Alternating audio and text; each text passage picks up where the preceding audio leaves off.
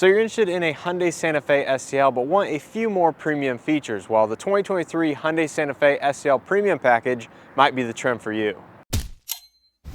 Now for 23, they did change up the Santa Fe lineup in terms of the packaging quite a bit, so I have a dedicated video here on the channel. I strongly recommend you check that one out, and I have several other videos on the Santa Fe walkarounds on other trims as well, so make sure to check all that out. But in terms of the SEL Premium package in particular, it did get quite a few changes along with a modest price increase. So for 2023, Hyundai got rid of the SEL Convenience trim on the Santa Fe, so now it goes base SEL all the way up to the SEL with Premium package. Now Hyundai kind of split the features apart. Some of them went up to the SEL Premium package, but a lot of them actually went down to the base SEL.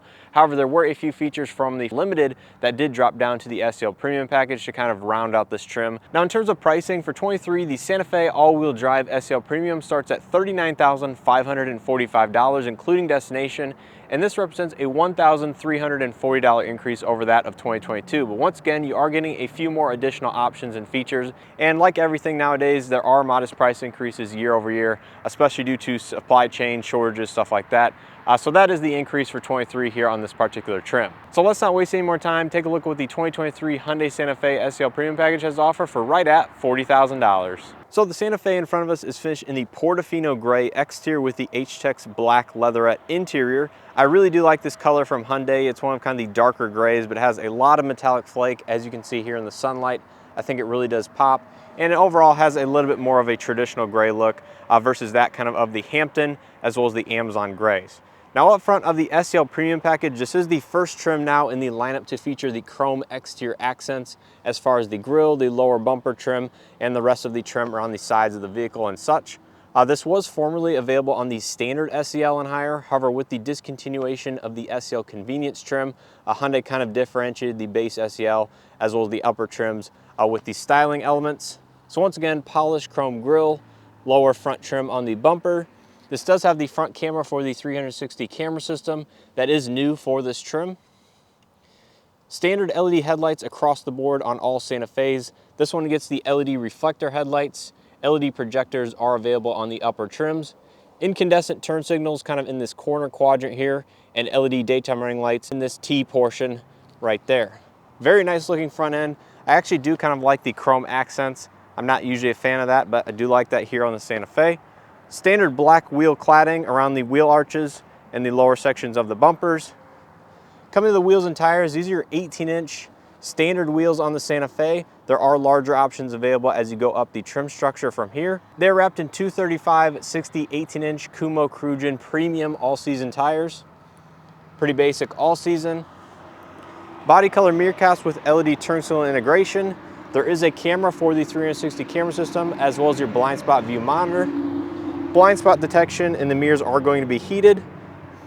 Hyundai Digital Key 1 on both front door handles.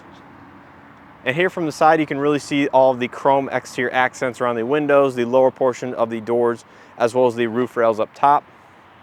And out back, you do have LED tail lights on this trim level. So up top, you have your LED running lights as well as your brake lights. Incandescent reverse light here in this corner. And your LED turn signals are going to be found lower on the rear bumper. And as you can see, more of that chrome continues here. Rear backup camera, H-Track badge on the right side because this one is all-wheel drive. You can see on the passenger side, you do have your single outlet exhaust. So yeah, this generation of the Santa Fe has been out for several years now. In its current refresh, it's been out since the 2021 model year. It's a really handsome SUV.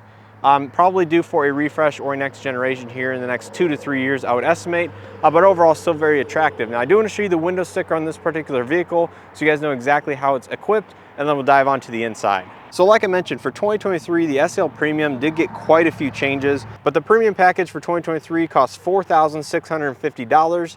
This includes things like the panoramic sunroof, the 12.3-inch cluster, surround vision system, blind spot view monitor, H-Tex leatherette seating, and a bunch of other things as well. This one has a lot of accessories for an additional cost, which brings the total MSRP, including destination, to $40,015. So stepping on the inside, once again, this has the black H-Tex leatherette, which is new for 2023 on the Santa Fe. Starting out here on the door panel, you do have soft touch uppers, some gray accent pattern similar to that of the other trim levels. Nice leather stitched door armrest, power windows, mirrors, and locks with kind of a satin chrome door handle pull. Good amount of storage down below in the door pocket. And you can see the SEL Premium does include the Harman Kardon premium audio system. So that's always nice to have. Power driver's seat with two-way power lumbar. Once again, the black H-Tex leatherette with kind of lighter accent stitching. And immediately you can see we're greeted to the 12.3-inch digital gauge cluster. This was formerly available on the SEL Convenience trim and higher. However, for 2023, that trim no longer exists, so Hyundai decided to put it in this trim. You can control it here on the right side of the steering wheel. So cycling through some of the options, you have some of your safety systems. You can cycle through different menu options, including a digital speed readout, timer, auto stop, trip information, MPG, all the usual stuff you'll find kind of in the center display on these vehicles. Now, one nice thing about this particular one is it does have the cameras in the mirror, so you can use the blind spot view monitor. So flip on your turn signal, it will show the side that you're trying to turn into. Leather wrap steering wheel that is not heated in this trim, but you do have audio Bluetooth controls here on the left side. Right side has your cruise control. This does have highway driving assist 1, standard on the SEL and higher, lane following assist, all the other safety systems. So that is nice to see. Paddle shifters finished in the satin chrome here on the back side. Automatic headlights with auto high beam assist. Regular wipers here on the right side. And to the left of the steering wheel, gauge illumination, lane keeping assist on off, power trunk, traction control off, as well as your electronic parking brake farther down. Moving over to the infotainment system, this is your 10.25-inch infotainment with built-in navigation. This is standard on the SEL and higher. So it's nice to see that Hyundai is kind of bringing these features down into lower trims. This one is paired to the premium audio system like I mentioned. You have your Hyundai driver profiles. Not going to go over the full system, but this does include wired Android Auto, wired Apple CarPlay, Sirius XM, AM, FM, USB inputs. A lot of nice features with this particular infotainment. If you want to see everything that you can do with it, I do have a dedicated video here on the channel. 2 AC vents, and one thing I do like about the Santa Fe, there's a lot of physical controls. You have a volume knob, tune knob, and all of your map, as well as shortcut keys for the infotainment. Dual zone automatic climate control, drive-by-wire, so you have push-button gear selection, heated front seats, stop-start off, auto hold, hill descent control. This one is all-wheel drive, so that's where you get that feature. And you can pull up your backup camera as well as your surround vision camera system. Cycle through some of the different views here. This does not have the augmented display like the new Palisade. Nice to see nonetheless, good high-resolution camera system, as well as your drive mode select here with center differential lock, so that will split power 50-50 front and rear. So you have comfort, sport, snow, and smart, and these do change kind of the view here in the digital cluster. Coming back to the center console, you have your USB-A input for the data connection for the wired Android Auto, Apple CarPlay. Wireless phone charger is a vertical slot found right here next to the cup holder. Once again, here's your proximity key fob, remote start, power trunk, all the usual stuff from Hyundai. Nice padded center armrest, kind of a rubberized texture. Inside you'll find a storage pocket. No lighting or ports inside, but a lot of good storage space. Overall very useful. And below the center console, like many other Hyundai SUVs, such as the Palisade, you do have extra storage, which is very nice to see. You have a 12-volt outlet down there, as well as additional USB charge port on the other side. So good amount of storage. If you want to store purse, books, a tablet, anything in there, you can do so. And the center console is nicely leather stitched here on the sides. This kind of adds additional padding in case you bump your knee against it. And that stitching kind of continues on the upper side of the dash as well. Up top, you have the light gray headliner, vanity lighting, auto dimming rear view mirror on this trim. However, you do not get the home link functionality anymore. You have to step up to the limited or higher to get the garage home link. Blue link, SOS, interior LED lighting, as well as your panoramic sunroof control. So you can see, moving the shade there, that the panoramic sunroof does go all the way back kind of to the second row seats. And opening the sunroof, it does open much larger than that of a traditional size sunroof. So you can see it goes back almost to the center cross portion there, and lets in a lot of light and a lot of fresh air if you do have it open. So let's go ahead and take a look at the second row seats. Materials will carry through to the second row for the most part. So you have soft touch uppers, same soft touch armrest, manual second row sunshades available on the SEL Premium. Premium audio once again with additional storage in the door. There's your adjustments for the seat back. These do recline quite a bit. Step in height is very good for the second row. You do sit up a little bit higher in the back than the front. AC vents in the back, as well as 2 USB-A charge ports, 1 map pocket on the passenger seat, none on the driver's side. Some more lighting here in the back. It is LED, and then of course your grab handle. 60/40 split folding seats, center armrest, 2 cup holders inside, and once again the seats do recline quite a bit, so you can see kind of just how much they do recline if you so choose. And lastly, you do have the ultrasonic rear occupant alert up there on the headliner in the back, which is a great safety system. If by chance you do happen to leave kind of anything that moves on the inside, that will alert you via the horn as well as the BlueLink app. So take a look at the cargo space. Power trunk lid, of course, and you can program the height of it.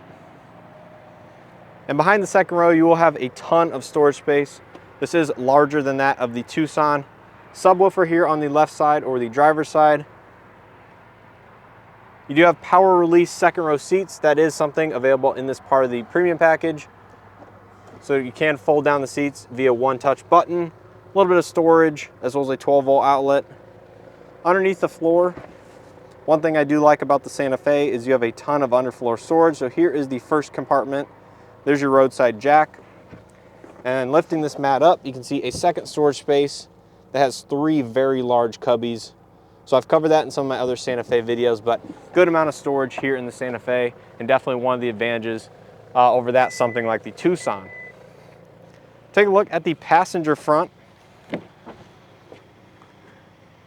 You'll see you do have a power passenger seat, no lumbar adjustment. Little storage space above the glove box, damped glove box, no interior lighting. There's a better look at the center console storage. So yeah, very nice interior here on the SEL Premium package. Let's go ahead and take a look under the hood, see what powers this vehicle, and then we'll go ahead and wrap up this video. So under the hood of this vehicle, you find the 2.5 liter naturally aspirated 4-cylinder engine paired to an 8-speed torque converted automatic. This is one of the reasons why the SEL Premium might be a nice trim for a lot of people who might not want the 2.5 liter turbo with the 8-speed dual clutch transmission found in the limited as well as the calligraphy trim levels. Now this engine puts out 191 horsepower and 181 pound-feet of torque through either the front wheels only or all 4 wheels if you option all-wheel drive. And again, it is a little bit underpowered compared to that of the 2.5 liter turbo. However, it does move around the Santa Fe without any issues, and overall might be the one that a lot of people might prefer. So that's going to do it for this video on the 2023 Hyundai Santa Fe SEL Premium. If you guys have any questions or comments, make sure to leave those down below. And like I mentioned in the introduction, I have several videos on the Santa Fe, all the way from the base SE all the way up to the limited trim, as well as a model year changes. So if you want to know everything that changed on each trim, in addition to the pricing, make sure to check those videos out. So as far as my thoughts on the SEL Premium trim, well, I think Hyundai has done a very good job of differentiating the different trims in the Santa Fe lineup, in particular from the base SE to the SEL Premium package, and then of course the limited and calligraphy above this. Now if you don't want the 2.5 liter turbocharged engine with the 8-speed dual clutch transmission, then this is the highest trim level you can get in the Santa Fe lineup. So with all that being said, hopefully you guys enjoyed and found this video helpful. If you did, please hit that like button as always, as it greatly helps out. If you guys are not already subscribed, make sure to hit that subscribe button, turn on your bell notifications, and check out some of the other videos I have here on the channel. Like I said, I have Hyundai, Chevy, GMC, and Buick content, so I'm sure you'll find something interesting, and it is interesting to compare kind of the vehicles, both makes and models between those brands, because they do offer quite a few competing vehicles from those manufacturers. So make sure to check those videos out if you're interested. So once again, hopefully you guys enjoyed, and as always, hope to see you guys in the next one.